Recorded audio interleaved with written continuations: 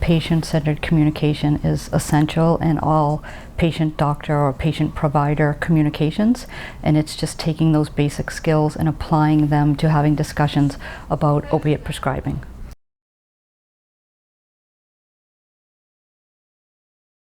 So there are fears and worries and concerns about what happens if I open up those topics with people. It's actually a consistent thing that I hear in a lot of the trainings and teaching that I do with other providers.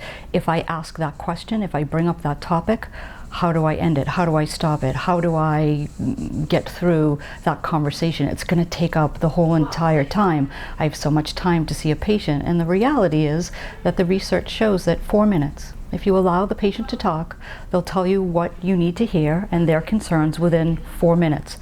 And the place that they can affect change is in their conversation with their patients every single day.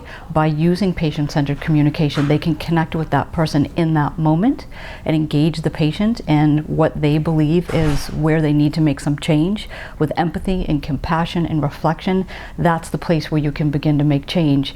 The person on the other side of the exam room is a person, is a human being, is not just the patient or a case.